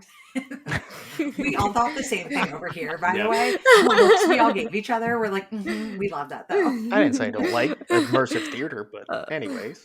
I don't know. I've kind of always liked Mesmer though. Like, it's always kind of been up there for me. I mean, It's at 6 now, but like I don't know. There's always something about it. I kind of like the carnival setting. Kind of gives me a little Dr. Oddfellow kind of vibe. But I'm like Oh. I'm a fan of like carnival stuff, and I don't know. I liked that it kind of disorients you in a little way. Did anyone else have a number 6 left? No? Nope. Cool. No. Let's move on to number 5 then, where I will get to room 13. Which my review of the house last year was underwhelming, but I know I can like it a lot more. And I liked it a little bit more, just a bit. And I think a big part of that is it tying into Goring 20s, which right now is my favorite zone. It's just kind of a time period, an aesthetic that kind of really works in like the haunt sphere for me. Something about like the way that like Elixir is and the glowing green. It tells a good enough story where you can follow along through. I think when you're on like the side of the building on the scaffolding, amazing scene. There's just a few things that like really stand out. It's cohesive, and it's just up my alley. That's also my number 5. For all the same reasons. And literally I wrote better-ish than last year somehow. Like that is my only note for it. I can't even. Can you say why? Because I don't even think I could say why. It's just almost like it. I got another year of it, so it kind of worked more. Yeah, I think so. I maybe also because we went opening weekend of the 50th. Mm-hmm. So I think that the new mazes that year were not at like full capacity, because I think John, you even said like it had gotten better later in the season, maybe. Yeah. Okay. It's like maybe I'm misquoting you. I'm so sorry. No. So I think that also helped, and we went in October this year. So even then, like new cast members had time to like adapt to the area, and I feel like they were using the space better because when we went through it and during the 50th, some rooms were utilized a lot better than others. Like specifically that like scaffolding area, I had like such a false sense of security that like now anytime they like bang on the windows, I'm wrecked. Opening weekend, nobody was in there. I don't ever remember getting scared. So like that was a big improvement for me this year. But I think that's it. I just think it was timing for us. You know, I also think, now that you mention it, I think they did a lot better. They have several scenes in this maze where it's kind of just this open space where you kind of almost get a one-on-one with this character. I think they got really intense with how they handled those moments. Where before it's kind of like, oh, it's me. There's a character here. They're doing stuff, and they really like started to utilize the space they had to their advantage to scare. At least that I noticed compared to the previous year. Fair. That's also my number 5, but y'all were going off. And I was happily listening. But no, I really think like, cause I don't even know if it was the scares. I know for me, it's definitely the theming and the environment that really sells that for me. Like I'm just so biased as like a person who loves like The Great Gatsby and I don't know, the vibe just worked for me, but it's definitely not higher than that for me compared to the other houses. But I don't really know why it's there. It just makes sense. It's pretty middle of the road. Yeah. Oh, my number 5 was Mesmer because I like immersive theater.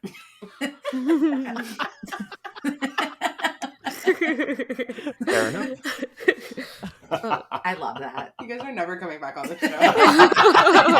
Is it because we love immersive theater? Yeah, you guys are insinuating that I don't love immersive theater. No, I'm not insinuating you don't. Oh, I know who you're also insinuating, but it was really low on my list. Oh, you didn't insult immersive theater. I know how to. I didn't insult immersive theater. So unfortunately, I think I'm going to defend him in this one. I think.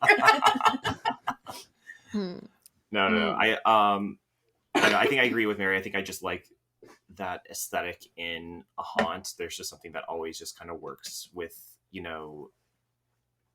with that kind of vibe. I don't know. A creepy carnival. It's a vibe. I think we can all agree. Knott's is just a vibe. Correct. It is. Yeah, it really is. There's nothing like it, man. Yeah, it kind of, I don't know why, but like a carnival haunt or like a carnival like feature in a haunt event just always feels right to me. Like it's never going to feel out of place. Whereas like sometimes the ideas can be a little bit off kilter, like 8 Fingers 9. They're a little too high level. Right. But a carnival is like, it makes sense in a Yeah. horror capacity, and it always will. Yeah, I don't feel like there's many situations where that wouldn't work, you know? But I definitely appreciate that they always go for it. You know, they don't. Oh, I They also don't shy loved away from doing that. it. That had one of my favorite rooms in the house at Knott's, which was that mirror room at the very end with that like spinning aspect. Because they got me both times. Well, both times maybe, I don't know. I can't remember how many times we went through, but we did however at many least times, twice. every single time they got me at some point, whether it was the front, like, yeah, So good. loved it. My number 5 is 8 Fingers 9. Mine too. Wow. Yeah, I mean, I liked it. Like I said, I also was confused, but like I was vibing with Samara. No. I was vibing with Samara. It was fun. It was a fun house for me. I mean, it was like it had its creepy elements. It had its weird things, but like cool, man. Cool, man. That's the official review of it. Cool, man. That's what the creatives are going for. I was a little bit confused, but you know what? That's cool. That's cool. That's a good time. You know, I expect Mary to have this higher than anybody else because of the tooth fairy element of it all. That's all you need to say. Maybe that's why. This is not tooth fairy, which means I'm never gonna like it. Which means I will always like it. But I love how Knott's, I feel like these lists are a lot more different than the Hollywood ones. Mm-hmm. And then there's Duff and I that I think are going to probably have the next same, I think, forever. I love that. That's beautiful. You think so? I don't know, because I think we have the same ones left, don't we? I mean, we do have the same ones I left. think we all have the same ones left. I think Do we? Yeah, I think we do. We do. Duff and I have been together since... We do. Yeah, I think so. Okay, I don't know. I might have something interesting. I'm just saying. I hope so. I do. You want me to kick off number 4 then? Sure. Yeah. I do think the great thing about Knott's is that like number 4 on my list is where it becomes elite already. Like I think these top 4 are all like phenomenal mazes. But I'm gonna start it off with Origins. Amen, brother. That's also my number 4, Duff. Amen, brother. How many people? Look at How us. many Did people? we all have it? Is it 4 for all of us? Who doesn't have it at 4? It's 4 for Oh all my of us. Solid 4. There you go. 4 is across Fours the across board. the board. Can I say how impressive it is in its 5th year? Right? Is Yeah. it 5th? Yeah. 5th year at the event. It is holding that strong. Like It's so good. That's Been great. taken And back not and final shot. year. Oh. Yeah, exactly. No, like in like its like lifespan at Knott's, it should have been shot. Oh, okay. I was like, It should have been Bloodline. that should have been its last year technically, which is crazy. And I'm so happy it's not because obviously it's still holding up so fucking well. The story, the setting, some of the specific interactions you get. I mean, we talk about it Demon every babies. year. I don't know what else to say. It's beautiful. And I love me a cattywampus. Just gonna put it out there. Catawampus. I need that on a shirt immediately, though. I love me a cattywampus. Oh, our first Knott shirt is gonna be that. Because I do love me a cattywampus, man. I do love me some cattywampus. What's not to love about a cattywampus? Not much. I love this maze so much. So And it's given me scary tales, witch flying, you know? Yeah. If you catch her. Defying gravity. Yep. Yeah. Alpha Yeah, Ball. exactly. I'm very curious to hear from the two who experienced this for the first time, as the rest of us have talked about this before. What I think similar to my comments about Mesmer, like that kind of colonial, like town witch trial era vibe is always going to work in a haunt for me. There were parts of it that kind of remind me of Blood Moon from HHN last year or year before last now. So yeah. I kind of have similar thoughts to Daniel. Everything about it kind of worked for me. There was nothing that didn't. I just liked some more than it, which is why those ones are higher. But like, there's really nothing going against this one. Like, it was a pretty phenomenal experience. Mm-hmm. And I didn't realize it was even one of the older ones. Mm-hmm. Unfortunately, it is. It has one of those moments that just always sticks out to me with all the kids in school raising their head from the desks. That is a really What a good fucking moment when it happens. What a moment. And little demon baby in the crib too. I love a Shout demon out to baby. the little demon baby. Demon baby. I will never not be impressed by the town scene when you walk by. Oh, it's So gorgeous. good. I love it.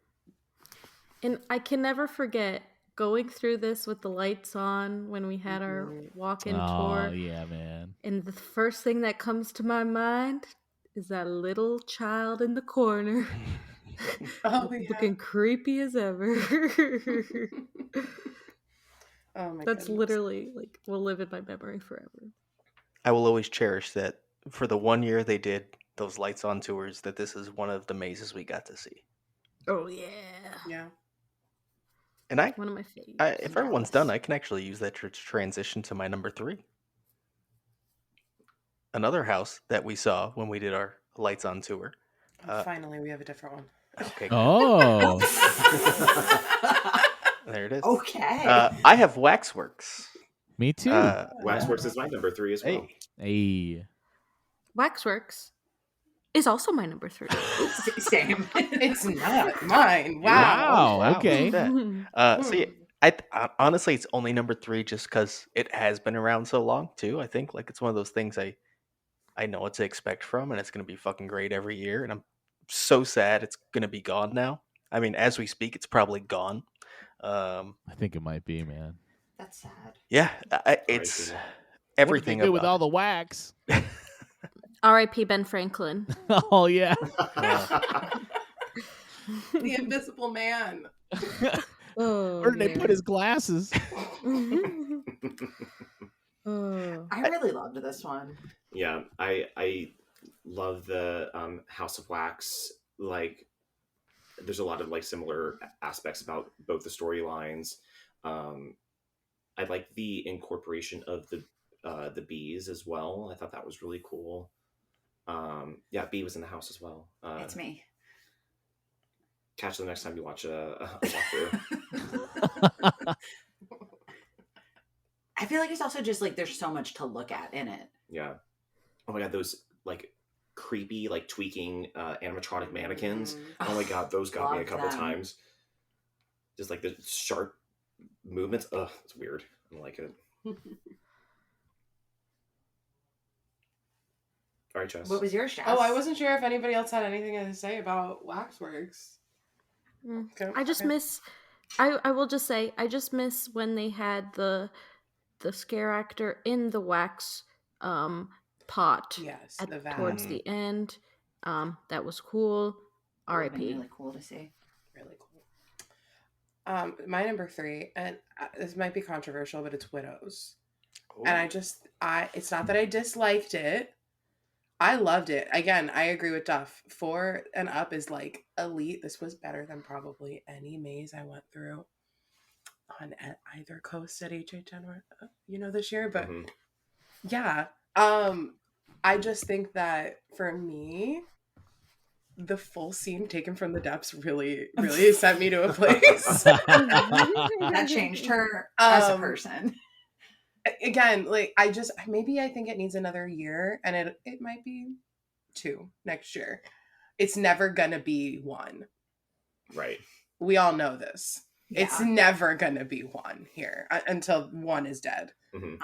I'm just surprised that it is number 3 as well. But it's not that it was bad. It was elite. I'm just shocked that I have it higher than you. I am After our too. experience at the event. I had a hoot. And how I approached that house. But my number 2, which I guess I could just do my number 2 because it's your Is it number 3. Sorry, I'm going to spoil Yeah. it. I'm so sorry. No, but that's okay. You can take me out back and shoot me. I had the most fun in Waxworks I've ever had this year.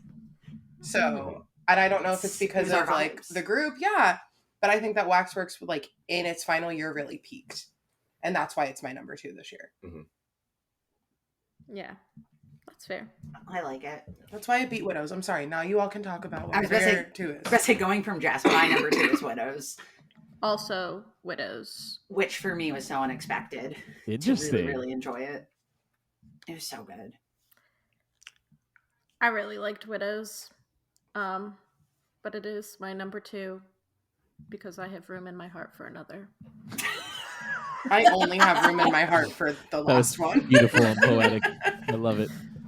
My number 2, funny enough, is Cinema Slasher. Mine too. Hey, Wow. nice. What did you think of Cinema I'm making a Slasher, face right Daniel?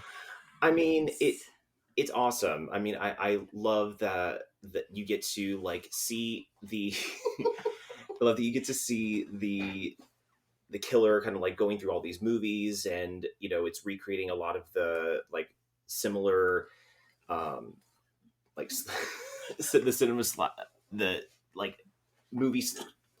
What are words right now? These two are. I'm holding a gun to his right head. now. I'm so sorry. I did not hold I a can gun. hear it. I held up a photo of someone else holding a gun. I just love the variation of representation of like different like slasher motifs and like similar things that we've seen in films, you know, time and time again. But it just like again, it always works. I also love that feeling that you get of like getting to experience the films, and that's something that we often get to do at horror nights. But it was nice to kind of get to that experience in like a fully thought out, realized kind of way, in a way that I don't think would have been possible at horror nights. So I love it. I love it. Also, how do you compete with like a camera with legs? Truly. How do you love her? How do you compete or with him, that? I guess, but And also the big film monster at the end. I mean, I love it. Julian? Yes. Terrifying. Hi, Jess. How's it going? Hey. Did you put in a number 2? My number 2 is Cinema Slasher. Yeah, that's okay. Wow. Okay. I understand. I'd like to clarify. This is not 2023's. I still respect Not have it. your 2023 opinions. Cinema Slasher. It's 2024's. Yes. I thought it was still a phenomenal house, obviously, at my number 2, above a couple other really amazing houses. But it basically stayed the same. It's not a bad thing, but there are new things that happen at the event. So, yeah. Fair. Very fair. Yeah. Well, I can talk about Cinema Slasher now. If you want me to talk about it, my number Are we on our one. number ones now? Yeah. Yeah, that's mine too. Yeah, I can talk about it. I do agree with you. I think the 2023's was perfect. I think next year will be this year at Knott's will be very telling because this will be its 3rd year. But I do think it's still a perfect house. I do think it's still better than Dark Ride, in my opinion. Damn. Wow. Okay. I only got a year with Dark Ride, so Sure.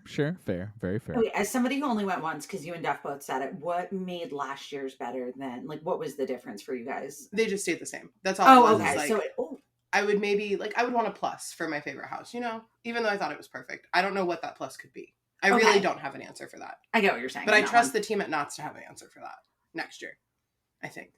Yeah. Because I was like, wow, could it get better? Because it's also my number 1. So I was like, I loved it so much. It was just everything about it. I feel like it was kind of a perfect house, especially for what I enjoy in a house. Mm-hmm.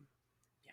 And I think your answer is why 2023's was maybe a bit better for us, because seeing it for that first time is just like, holy shit. So that was the experience that Daniel and I had, if that was our first. I was halfway through the first run and I looked at Duff and said, this is better than Dark Ride. And that is like my number 1 haunt. Where the whole Behind off season you had said, fuck this thing. Yeah, I was like, how dare they put something where my baby went? And then I halfway through the first run, didn't even take a whole run for me to go, this is my jam, because I love slashers. We all know this. So like, it is just my jam. This is also one, because I keep saying Jeremy on here with no context whatsoever. When my younger brother came with us, he really liked this one. That was one, like, even after the event, like later on, like months later, he brought it up again to me, which he doesn't ever do. But Everything is just so clear. Like, it's very obvious what's going on, who's what, you know, there's just very clear direction. I think that's, if you can master that in one run, then you've really done something special. It was just so fun and so scary at parts. Like, it was just so good. See, I did like Dark Ride better than Cinema Slasher, I will say, because I just love the aesthetic of, like, you're walking through a dark ride. Like, I can't get over that. I think that's so cool. But Cinema Slasher was definitely my number 1. Not to be confused with Slaughter Cinema. almost the same Which name. it often but- is. Let me tell you, it Yeah. often is. Right. But I really liked it. I thought it was really cool. It definitely gives you, it kind of like reminds you of some of infamous slasher movies. So it's very cool, very fun. And yeah, I like how he just kind of appears in all of the different scenes kind of throughout. So that's cool too. I like it. I like it. Well, All right. does that mean it's time to move on to the other number one for everyone else here? Right. Mm-hmm. Which is the guess so. newbie, Widows. Yes, Yep. that is definitely my number one. Same. Holy shit. I would not have expected it, another house or another maze to take the number one spot this year. But it's happened again. And Widows was beautiful. Not perfection, because I think there is room to grow. But it's For not sure. too far off. No, they're off to a phenomenal start. They're off to an amazing Yeah. start for sure. I mean, those characters are only going to grow as like time goes on, and I mean, I hope that they even put more in there. I did feel a couple of times when we went through that some of the the longer hallway portions of the house felt very empty. I feel like that could be supplemented by having heavier casting in some of the other rooms, especially because like these are not small mazes, like they're massive. So Fair. but I mean, yeah, just the commitment to the energy that they created in that house was, I think, beyond anything I took in last season. So for that reason, it's my number one. Yeah, for me, it's just like I love cinema slasher. I love the ties to Knott's history. I love the world and lore building in that, and just the way that it was presented. But Widows made me feel so uneasy. It did something to me mentally that a house hasn't really done in a while, especially in the first run through, where I was just grossed out, terrified. It's dark as hell in there. It's scary, and you know, at the end of the day, I think, although I do want to be immersed and I want to have a good time, I also want to be like grossed out a little bit, not in like the gory, oh, Texas Chainsaw kind of way, but for me, it's like I want to feel uneasy, and bugs definitely do that for me. So this Me was the too. house, man. Yeah, so everything about it was just like skin crawly, and Yeah. yeah, that's why Yeah. it took number one for me for sure. Yeah. Ironically enough, spiders do not do it as much for me as insects do. Like, Same. It was the like eating people part for me, Yeah. not the spiders. I mean, Yeah. it's much more the like mm-hmm. me being the, like a spider. the infestation type of Yes, Yeah. yes, nailed it. Oh, the word gave me chills, yeah. dude. That I definitely did, because that I think that's It why doesn't I bother normally me don't like go that. for I like, wish sci-fi, it didn't. because that like aliens and like Yeah. infestation, like, oh yeah, Yeah. like aliens, oh no. Scary, I know super that. scary. Yeah, you nailed it. And on top of that, the scenic was amazing. The sound design was incredible. The sets looked great. So like just 10 out of fucking 10, man. Solid. Mm-hmm. Well, that is our full rankings for Not Scary Farm 2024. But before we wrap up, I do just want to kind of go back and talk about the event as a whole. And again, as I've been doing throughout this entire episode, kicking it back to the first timer and then also the second timer. And Daniel and Dion, how you felt as a whole about this event? Well, I think, like I said earlier, it just felt like money well spent. I got everything I was told to expect and more. I saw probably some of the most impressive haunts I've ever seen before. I would definitely prioritize going back if it were financially responsible for me to do so. But when is haunt season ever financially responsible experience? So. Yeah, I don't think Yeah, no, I we don't think literally that could talked about happen. this today. So I think that I would, it's definitely high on my list. I feel Horror Nights definitely like my home haunt, so like that's always going to be priority for me, especially being in Orlando. But yeah, I would, if Knott's were any easier to get to, I would be there probably more nights than Horror Nights, honestly. Mm-hmm. I mean, bouncing off that, like, I agree with Daniel. Like, I have to go to California next October. I don't have an option. My brother's getting married.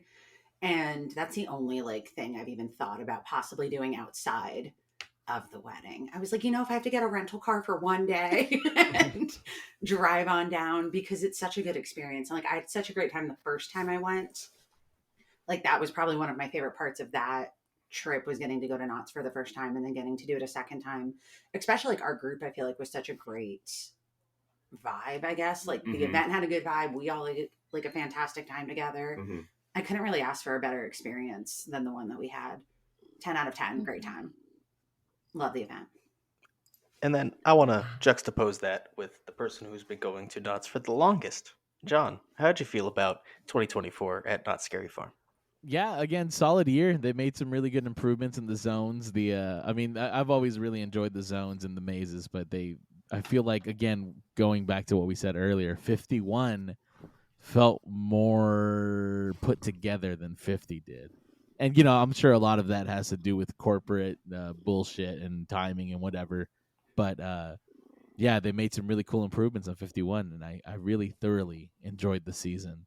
And it's always fun getting to experience it with you guys. I love being like having you guys on this coast and going through all this stuff together. So solid year, man.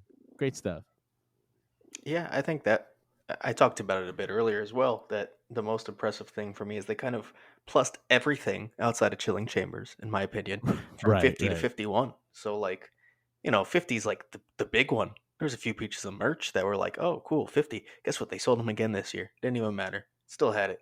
So yeah, it going from like what was supposed to be the big moment to just a random number being the better version of it took me by surprise, but I was very happy with it because I thought 50 was not underwhelming, but it wasn't what I wanted. And I think this was more in line with what I would expect and was looking for. So I was very, very happy with 2024. Love to hear it. I really enjoyed this year. I just love Knott's, and I wish we would have bought season passes at the beginning instead of just buying our 2 day if only we knew what was going to happen. Oh, if only, yeah. If only we knew about a hurricane. If only we get stuck there. What a debacle. No, but Knott's is always going to be a must-do. That is behind HHN Orlando. My heart lives partly at Knott's Scary Farm. So we know that. I've been talking about it for 3 years now on the show. It's so good. Good year. Yeah, but more special, which is kind of crazy than 50. Mm-hmm. But we were there on opening night of the 50th, and that was special too. So we had that moment. We can always say it. Yeah, but I can't wait to see what 2025 brings. And with that, it is going to wrap up Knott's Scary Farm 2024. And honestly, that's going to end our 2024 haunt season recap as a whole. And we are fully moving on to 2025 for all the events we cover now. And I can't wait for Knott's Scary Farm 2025. Again, if they plus 51 from 50 like this, I can't wait to see the new mazes we get, and then just how like Widows, and honestly more so 8 Fingers 9 evolves, because I think there's a lot of room for growth there as well. So I really can't wait for I don't know when, September, October I'm going, but the haunt season. So we'll wrap up this week's episode. Again, you can follow us on Twitter, Instagram, and YouTube at HHN365. Again, if we ever bring TikTok back with everything going on, HHN365 pod. And then, of course, our guests, if you want to follow them as well. John, where can they find you? Yes, YouTube, Instagram, I guess Twitter, at the Hauntline. We've got some fun stuff planned for this year. And if you want to keep up with all things SoCal haunts and just haunts in general, that's where you can find us, at the Hauntline. Always a pleasure, John. I'm sure we'll have you back on for speculation and news in about a month or so. And I'm looking forward to it. I mean, hell, the spec season is already so underway. So it's crazy. Exciting stuff. Can't wait. Mary. Yeah, again, loved being here. It was a great time. Had such a fun trip to California with everyone. Loved doing it every year. Well, except for last year. You can find me Instagram X3MaryX33, or Twitter Blue Sky Mayor Bear 394. B. So much fun. Really loved coming on the last 2 episodes. You can find me at Burger Says on Instagram. And yeah, that's it. I still have not gone into the Twitter account. So. But you could follow me there at B Park Hops. I cannot respond to you, but. And Daniel. Yeah, happy to be back. Hope it's not too long before I'm back on the pod. But until next time, you can find me on Instagram at il_Daniel_, and that's it. Limited options. I like it. Everyone will be back. We always need people. True. I'm never here. We always love talking to our friends too.